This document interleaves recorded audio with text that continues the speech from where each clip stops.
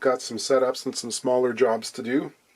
As some of you have recognized, I don't get the volume of setup work that some other shops do, and that's, well, just a consequence of internet recognition and trying to strike a balance between the video making and getting things out the door. If someone contacts me for a setup and I have to say, yeah, but it's going to be 3 months down the road, maybe they go and find someplace else. That's okay. But every once in a while, someone has a guitar or two that are sort of in the back half of the road case and they don't mind waiting, so get into them. First off, we have a Gibson Chet Atkins Country Gentleman from 1989. Now, we've seen some classic Gretsch Chet Atkins models in the not-so-distant past, and that's kind of what comes to mind when you say his name, right? Why did he switch to Gibson? And how was Gibson allowed to use the Country Gentleman name on their guitars?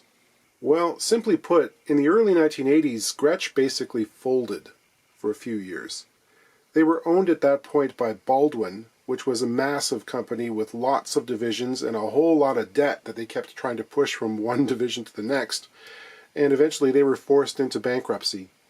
I think it was 1983, but from what I understand, they hadn't really been making guitars in any great numbers for a couple of years prior to that.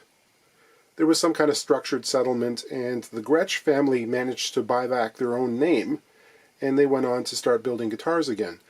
But in the interim, in the kerfuffle, I think Chet managed to secure rights to some of the stuff he had his name on, including the Country Gentleman and other stuff. And he popped on over to Gibson with some ideas for, well, things like the Stage acoustic electric guitars, a thin line nylon string cutaway classical thing called the CEC, which was big for a while. But while he was there, I think Gibson was like, well, you know, we can put your name on that, but if you want, we can also build you a 6120 too, because it's not hard for us. Gretsch can't do it right now. And there we have it. So these were produced between 1986 and 2005.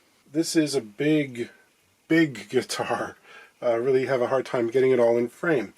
They're, you know, cosmetically kind of similar to an maybe an ES350T. It's a thin line design, obviously, or like an L5, you know, with a truncated thin body. These have a solid internal block, just like an ES335, so they're semi-hollow. They put the master volume up front here, just like in the old Gretsches, and then there are individual volumes and master tone as well. So the electronic scheme is the main difference between this and your usual Gibson semi-hollow guitar. This one, it seems, has lost its armrest, which is the other kind of visual unique thing about them. They had this banjo-style floating armrest that got stuck on there. And you'll note that this one has actual F-holes rather than the painted-on ones that they were doing in the 1960s. They've also got a kind of unique red and white block inlay design. In this case, the setup is still pretty good, but it needs a new nut.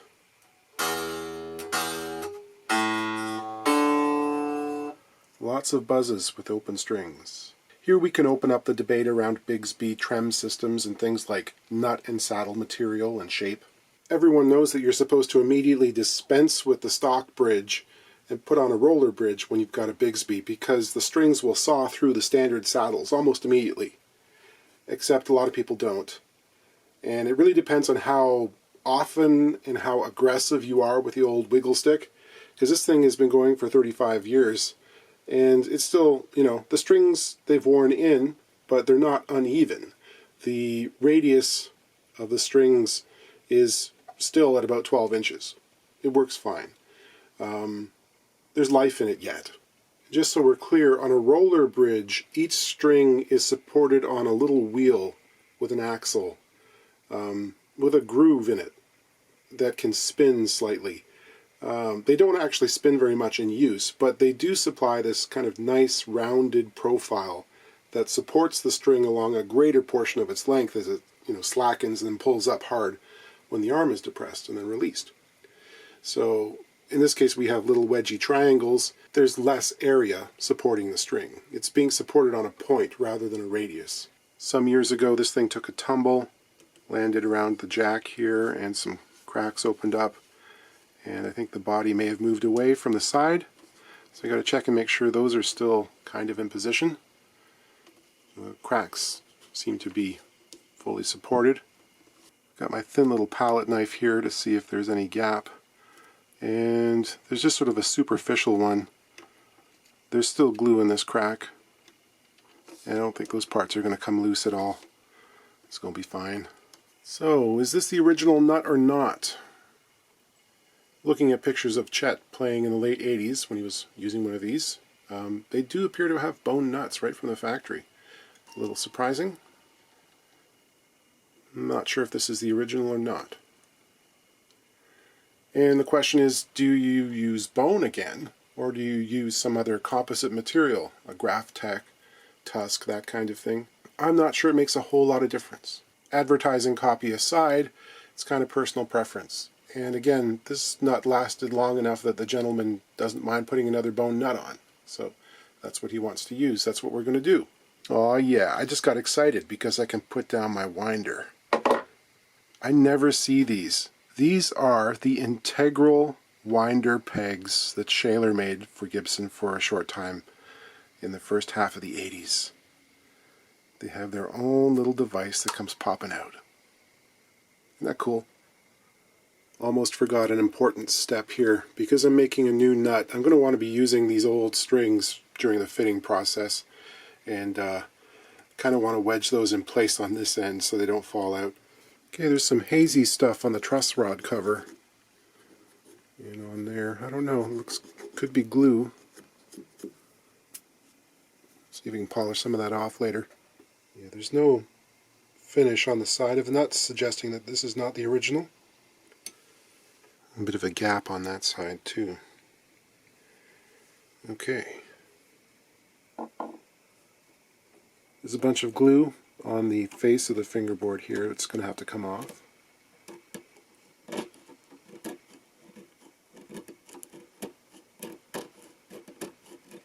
Make the bottom of the slot clean and flat and straight. Okay, I'm going to measure the width. It's going to be around 190 thousandths probably, if memory serves. 193. Okay, bone blank. It's going to be much too wide. This is 250 thousandths. So I'm going to take this to my oscillating spindle sander and thickness sand it. I'm not suggesting you do it this way. I do this a lot and my fingers remain, so I feel pretty safe using this thing.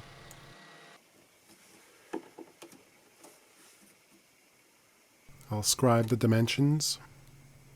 I'll cut the blank to length, leaving just enough for sanding, which I'll do with a big flat block. It fits nicely into the pocket on both sides. Now it's time for the half pencil to scribe the top surface of the frets. Take my calipers, set for a width of about 35 thousandths. I'll make a couple marks. I'll get a radius gauge. Fretboard happens to be 12-inch radius. And I will mark a second line slightly above the first. I can rough down to that one, and that will make sure that I've got a little bit of room to play with when I'm marking out the slots.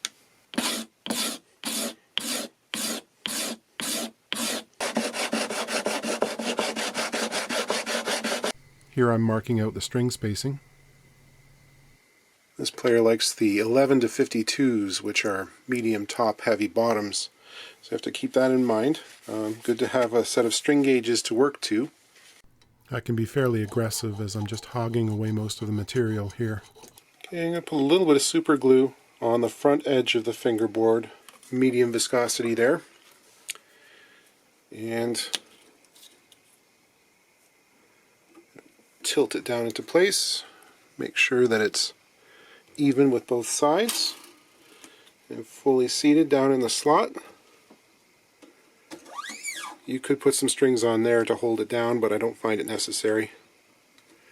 Most of the pressure is going forward anyway. And I'm just going to let that sit for 5 minutes or so. Actually, I lied. I'll take that 5 minutes to restring this thing.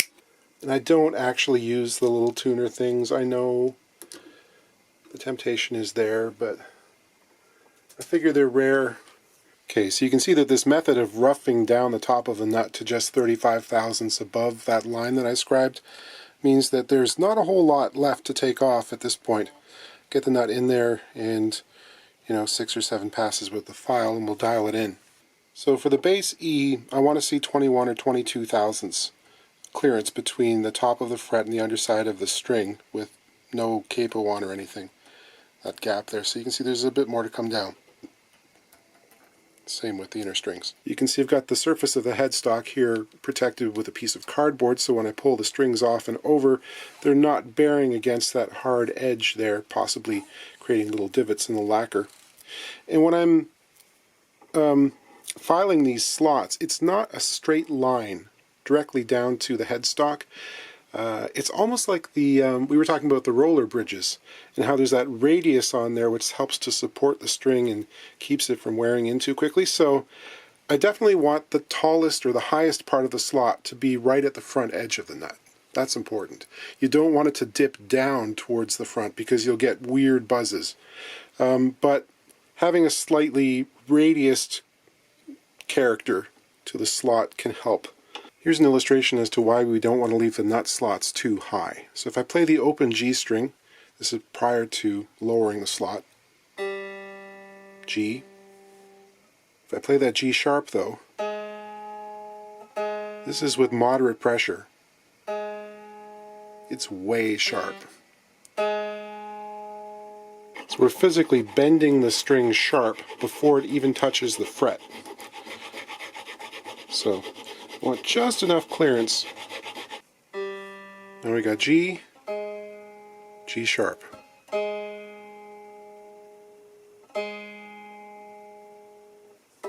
Better. Now I'll file off the excess height from the top of the nut.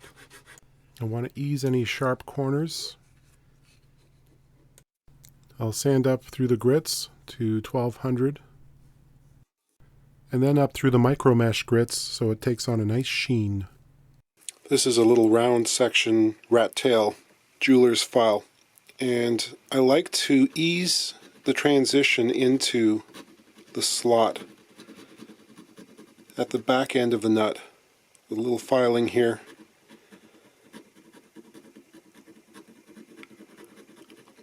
It reduces the opportunity for the string to hang up in there.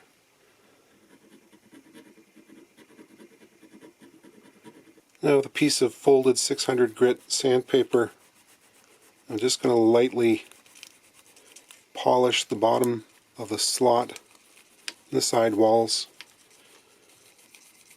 This again helps to make the string path smoother, less resistance. There are various proprietary substances you can use to lubricate your nuts. I like plain old graphite pencil lead. Frets in the first position had become quite flat with wear, so I dressed them slightly and recrowned them, and then did the whole polishing thing. Here's another shot of what I think is super glue, which has got all over the truss rod cover, so I'll progressively polish that out using the micro mesh. I then used a little automotive polishing compound to bring it back up to a shine. Looks a little better. And the new nut looks right at home. Impressions? Well, it's one of those guitars that feels TED-sized, for one thing. Very expansive.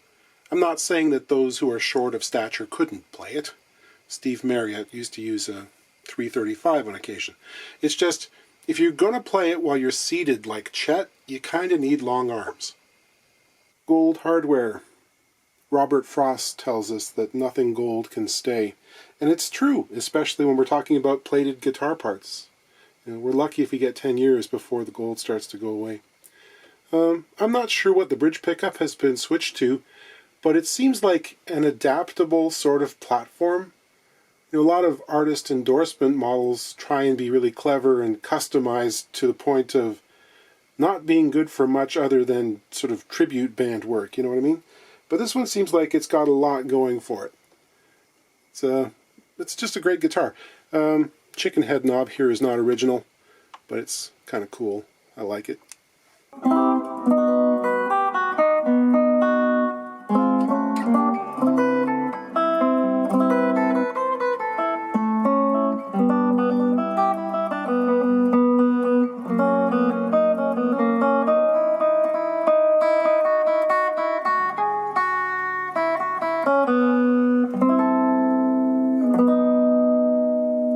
next we have a 1966 Gibson J-45 in a faded cherry burst, kind of distinctive looking, quite attractive to most people's eyes. This is a weird era for Gibson flat tops, kind of a transitional time, although if we really get down to it, almost all of the 1960s and 70s was a transitional time. Every year was a transition for Gibson. This one has had its adjustable bridge plugged and a standard bone saddle installed. Apparently it's had some work done around some sort of loose back seam reinforcements and things on the inside. We'll have a look in there and make sure that the setup is holding. This player tunes it down a full step to D standard. So the forces on the guitar tend to be a little bit lighter than if it was tuned up to pitch. He was asking if I thought using some silk and steel strings might be a good idea. And, you know, I never dissuade someone from experimenting and trying out a whole bunch of different string selections to find out what they like, other than to caution against putting really heavy strings on a very lightly built instrument. There was a player who brought me a guitar that had an extra long scale, and he'd put something ridiculous, like a set of 15 to 60s on it. You know, something that was designed for, like, Hawaiian slack key or down-tuned slide guitar, that kind of thing, because he thought it would make the guitar louder, and all it really did was destroy it. I would say that silk and steel strings are designed for lower tension on instruments that might not be able to withstand regular strings, or for people who, for whatever reason, need something lighter on their fingers. I have a customer who's had a stroke, and he lost strength in his fretting hand, so he uses the Ernie Ball 80-20 bronze and silk strings, which I really like. They sound great for him. But if you got a full-size guitar like this, and you're tuning down, I don't know if there's a whole lot of upside or a really good reason to use the silk strings unless you want a quieter guitar. There could be something tonally that you're reaching for, maybe. It's like those people who want to play Nick Drake songs and sound very authentic. Well, in that case, they're not allowed to change their strings, ever. So they'll get dead enough to mimic what his guitar sounded like. To my mind, if you've got a J-45, put the strings on it that really bring out as much J-45 as it can produce, right? We've got the natural color headstock here in this case. So, the J-45, we talked about these before. It showed up in the Gibson lineup in 1942 as a replacement for the J-35, which was a Depression-era dreadnought size guitar. Similar in a lot of respects. The neck shapes are quite different. These have rounded necks, where the J-35s tended to be quite triangular in section. Many of us tend to enjoy the sunburst finish on these, which was probably originally designed to kind of hide areas of construction that could tend to wander a bit from ideal, as it were, especially around the neck joint. In here you'll see they get quite dark because oftentimes a lot of filler needed to be used to close up the area around the heel, or, you know, just around the binding there could be gaps and that sort of thing. And originally the sunburst was a dark tobacco brown. They started doing this stuff in the 60s, a little bit lighter, and they all tend to age differently depending on the amount of toner or shaded lacquer that was used and how much exposure it's had to UV light or just being out of the case. Sometimes it'll get almost a gray effect. Other times it's still very bright red or orange. There is a companion model, the J50, which is natural. It's not sunburst. And those are somehow slightly less desirable now. They're less popular, even though they demanded higher attention to detail in the construction and oftentimes better wood. You could hide a lot with a shaded sunburst, some wavy grain or some mineral streaks and tops that weren't perhaps as good as the ones that were needed if you had nothing to hide behind. The bridge here is showing some interesting darkening around the ends of the slots, and the owner noticed that yesterday, and what that is actually oxidation that's happening in areas that were sanded more than the field or the wings here. This was a sealed surface with like a lacquer sanding sealer kind of mixture, and then when the plug was put in, that got sanded off. Gradually, I mean, it was probably oiled, but also just exposure to air has darkened this area, which is now exposed to the atmosphere in a way that this stuff isn't. Pick guards from this era can be really difficult to duplicate and make look right with the materials which are on the market today. You just don't find plastic like this. There are people who can basically pour resin and mix up colors that they swirl around themselves to make a kind of tortoise effect, but this stuff is not easy to find. It's also extremely thick in comparison to other eras. This is probably 80 thousandths thick, if memory serves, 2 full millimeters, which some people will say is bad for the tone. Don't know about that, but it is certainly not easy to find if you want to buy some. Action on this is pretty satisfactory, which, do you know how rare that is for me to say, looking at the guitars that I got to look at? It's just over 5/64 on the bass side, and 5/64 exactly on the treble. I could maybe bring that down a little bit. I like, 4 to 4.5/64. So there's plenty of saddle height. We might do that. The neck relief might be a little bit high at 14 thousandths. So I think we'll adjust the truss rod a little bit and see if we can bring that down slightly. Yeah, and these strings, they've been on here for a while. They're pretty dead, and if they started off as phosphor bronze, they now look like an old penny, for those of you who still use pennies. This is a 5/16 acorn style nut. Doesn't seem to have been messed with very much in its life. I'll get this on here. And I'm going to loosen it off first, just to sort of see what's going on there. I think it's going to be okay. I feel it's been lubricated before. I'm just going to give it about 1/8 of a turn. Should be plenty. Just going to gently massage the neck a little bit just to make sure that the rod isn't hung up at some point. This is a very gentle kind of flexion. Now back with my feeler gauges, I'm going to hold down the low E string around the body joint and check around the 6th and 7th frets. Okay, so that is now 10 thousandths, which can be okay. I usually shoot for something less than 10 thousandths.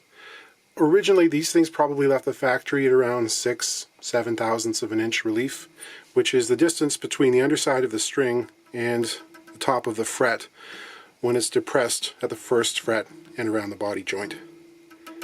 So I want a little bit more. I'll adjust the truss rod again. Well, how straight do you want the neck? Depends on a bunch of different factors, including the frets, the height of the nut slots, the action of the guitar in general. This is around now 7 to 8 thousandths, which I think is probably where I'm going to leave this one. So adjusting the relief in the neck so that it's straighter in this case basically brings the strings slightly closer to the tops of the frets in the central area of the board, which makes chording easier, and it can also improve intonation a little bit. Depending on exactly how much curve there was, you're kind of robbing some of the string length by having that curve. So this can sweeten up the tuning just a little bit. And in this case, although it's sort of a side effect, we have lowered the action down to 5/64 exactly on the bass side, and right down to 4/64 on the treble, which is bang on perfect. I don't have to touch the saddle at all now. Someone's already come along and extended the string ramps in front of the bridge pin holes a little bit. This is often the case on these Gibson bridges from this era. There'd be quite a lot of space between the pinhole and the saddle, and as the saddle gets reduced in time to lower the action, the break angle consequently gets less and less. So sometimes this is necessary. Very common to see. A quick look at the inside here. You can see a massive bridge plate, which is made of rosewood, which should tell some of you something. We'll get there. And a couple of nuts there left over from the adjustable saddle feature. The brace dimensions are fairly robust, and you can see that all of major intersections have been reinforced with a little bit of linen. This is fabric which has been saturated in glue and stuck over top of the places where the braces meet each other. They don't actually interlock in Gibson guitars. They kind of butt up against each other, and in some cases have a tendency to come loose. The linen hopefully prevents that. I want to make sure that the nuts on the adjustment hardware in there have not loosened over time, because they can cause weird buzzes and ringing and metallic overtone that you don't want. Much of the world is made from German silver, and we will do the polishing. This nut has had what seems to be some bone dust and super glue fill on some of the slots in the past, which is okay. If you put the dust and glue in there and then don't level it off with a file, you can end up with a hump in the center of the nut and the takeoff point not at the front, which is not great. I'm betting that a couple minutes ago some Gibson nerds were screaming at their device screens, "You fool! How could you make this mistake?" And it happens. And the owner told me it was a 66. He bought it at a shop in Denmark Street in London, England. But no, I don't think it's from 66. It just sort of arose in the back of my head because the headstock is transparent brown. And that's something that happened at the end of the 60s, went right through the 70s. This has got one of those annoying 6-digit serial numbers that could be from either 1966 or 1969. If given the choice, most sellers are probably going to say 66, right? Because it's plausible. Look at the serial number lists. But, you know, we have to check out other details to make that fit. And this is part and parcel with the Gibson experience. Another major clue is the fact that it's got a conventional belly bridge, as opposed to the reverse belly we've seen on other J-45s. The fact that it had an adjustable saddle might be a little bit weird, actually. I thought those were gone in 68. But then again, like I said, it's all transition all the time. Finally, rather than a low, flat, popsicle-style brace under the fingerboard extension, which I've seen in all the mid-60s Gibsons I've worked on, we have this elaborate piece of reinforcement that extends forward from the neck block.